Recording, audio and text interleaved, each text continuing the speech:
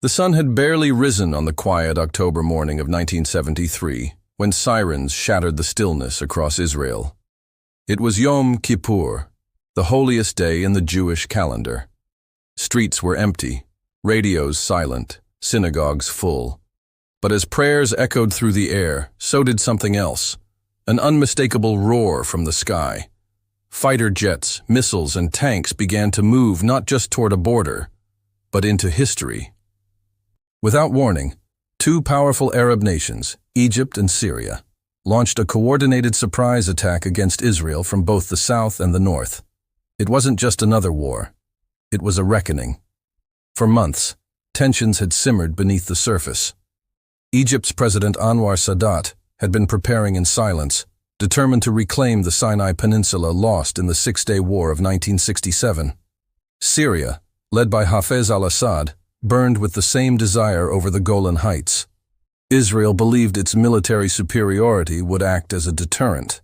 It didn't. On that fateful day, October 6, 1973, everything changed.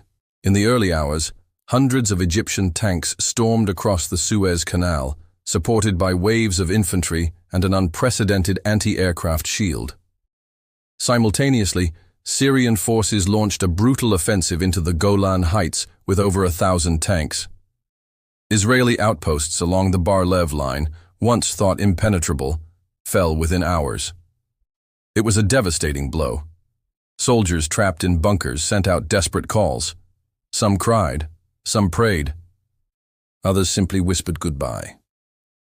Across Israel, reserve soldiers dropped everything, meals, prayer shawls, and even weddings, to report for duty.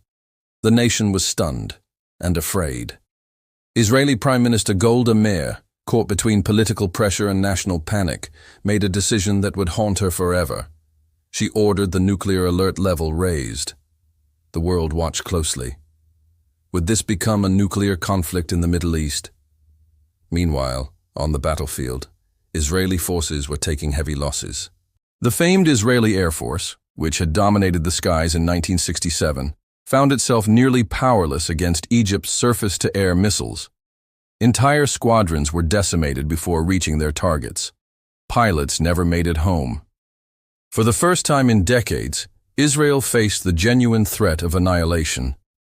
The illusion of invincibility was shattered. Families huddled in shelters. Parents cried quietly as sons were sent to the front. Military commanders fought not just with strategy, but with fear pressing down on their shoulders.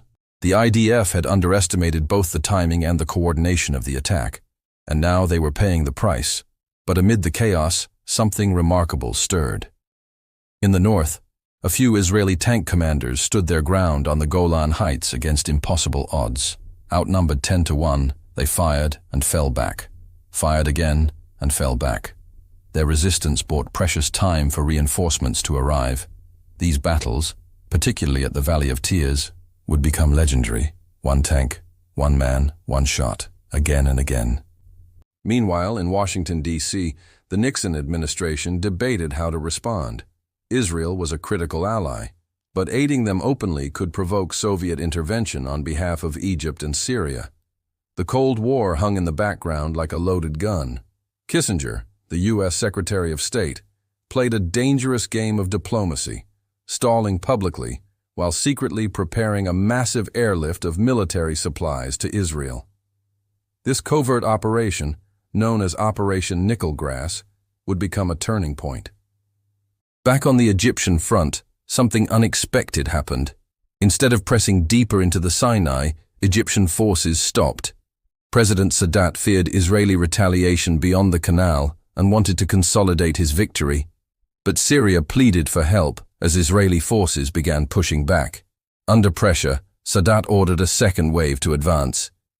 It would be a fatal mistake, with reinforcements now flowing in from reserves and bolstered by American weapons and supplies.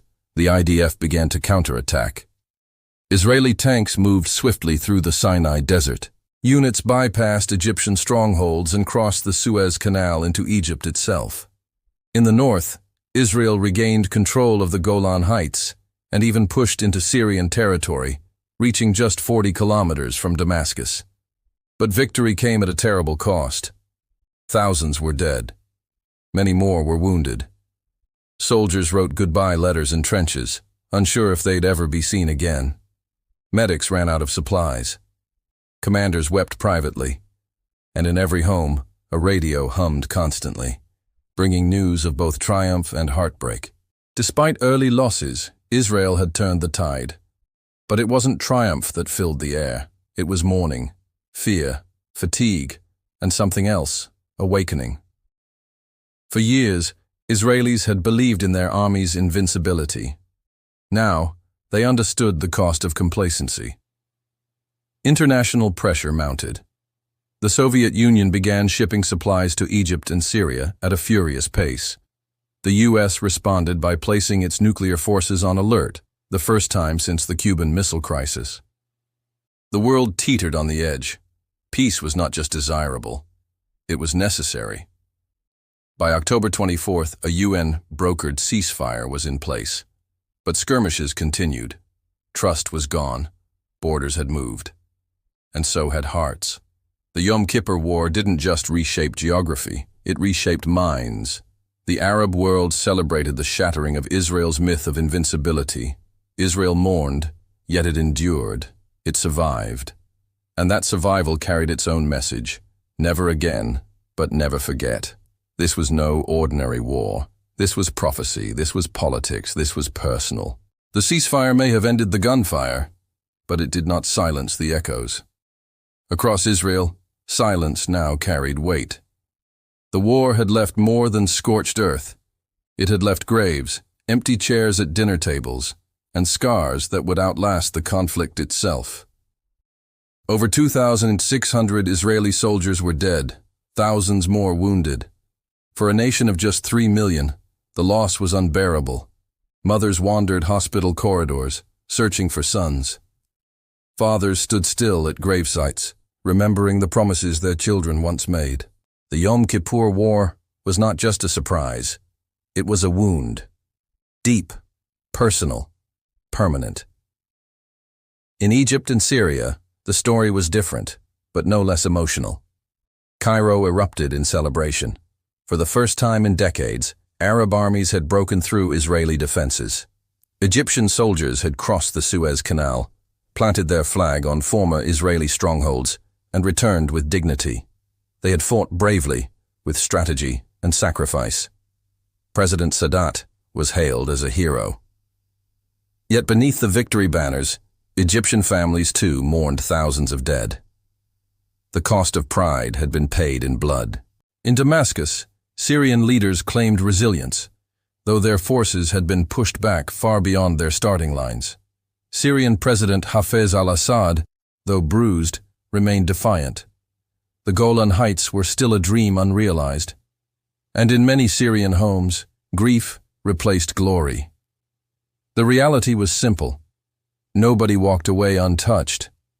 But the war had changed something bigger, something global.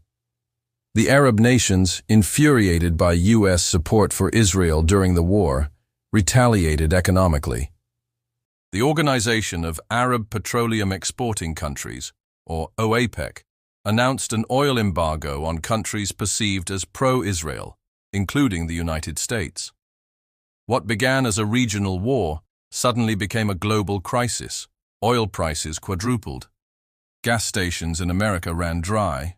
Long lines stretched for blocks. Economies trembled. The West was forced to reckon with the new power of Arab oil.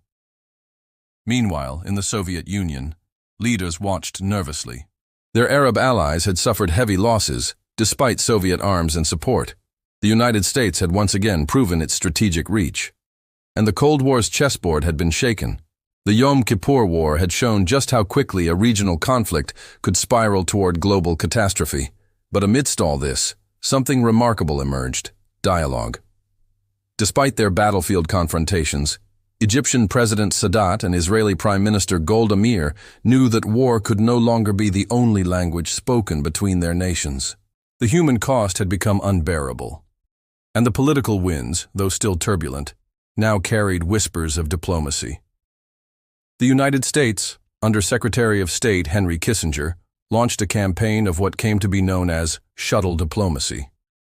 Flying back and forth between Arab capitals and Jerusalem, Kissinger negotiated disengagement agreements that would eventually lead to partial Israeli withdrawals from both the Sinai and the Golan Heights. These steps were small, but historic. In 1977, just 4 years after the war, the world witnessed something unthinkable. President Anwar Sadat of Egypt became the first Arab leader to visit Israel. He stood before the Israeli Knesset and offered peace, not surrender, not concession, but peace. The room was stunned. The world held its breath. In 1979, Egypt and Israel signed the Camp David Accords, brokered by U.S. President Jimmy Carter. Israel agreed to a full withdrawal from the Sinai Peninsula. Egypt, in turn, recognized Israel as a sovereign state, the first Arab country to do so. For this, Sadat and Israeli Prime Minister Menachem Begin shared the Nobel Peace Prize. The road to that moment had been paved with fire and tears, and yet it had arrived. But peace came with a price. Sadat's decision outraged many in the Arab world. In 1981, just 2 years after the peace treaty, he was assassinated by extremists from within his own military. The man who brought Egypt dignity in war and leadership in peace fell to bullets fired by those who saw his gesture as betrayal. He died a hero to some, a traitor to others, but his name became immortal in the pages of history. For Israel, the Yom Kippur War became a wake-up call. Intelligence failures were scrutinized. Commanders were questioned. The famed Mossad had not seen it coming. The IDF, once thought unbeatable, had nearly broken. Complacency had turned into vulnerability. In the years that followed, Israel restructured its military doctrine. It invested in readiness, rapid mobilization, and deeper intelligence cooperation with allies. The psychological impact, however, lingered longer. The myth of invincibility was gone. In its place stood something more sober: resilience born from loss. The war had reminded Israelis that survival was not a guarantee. It had to be earned, preserved, protected every single day. The Yom Kippur War also reshaped Israeli politics. In 1977, the Labour Party, which had dominated since Israel's founding, was voted out. A new right-wing coalition led by Menachem Begin rose to power, influenced by a generation who had fought and bled in the sands of Sinai and the rocks of the Golan. Their worldview was forged in fire, and their decisions in the decades to come reflected that trauma. Even today, the legacy of 1973 is alive. In every IDF training manual, in every Israeli defense strategy, in every moment of diplomatic hesitation. The lessons of that war, about surprise, pride, preparedness, and the human cost of miscalculation, are etched deeply into the nation's memory. And beyond Israel, the war's impact rippled across generations. It shifted global alliances. It empowered oil-producing nations. It reminded the superpowers of the hair-trigger balance of their proxy wars. And most of all, it showed that even in a region drowning in conflict, peace was not impossible. Difficult, yes. Fragile, always. But impossible, never. The Yom Kippur War was not just a clash of armies.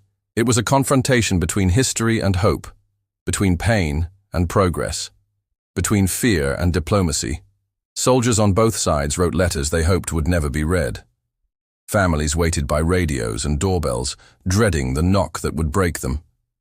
But from that suffering came something rare, a path, however narrow, toward peace.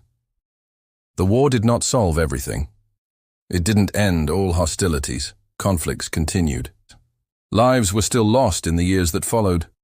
But October 1973 remains a turning point, a moment when nations broke, but also began to bend toward understanding.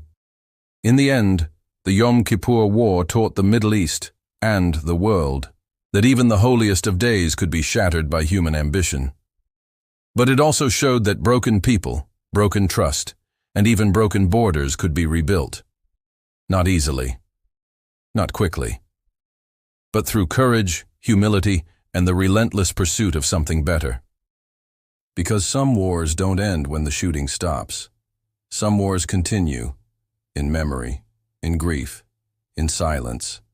And from those echoes, if we choose to listen, we might just find the wisdom to write a different future,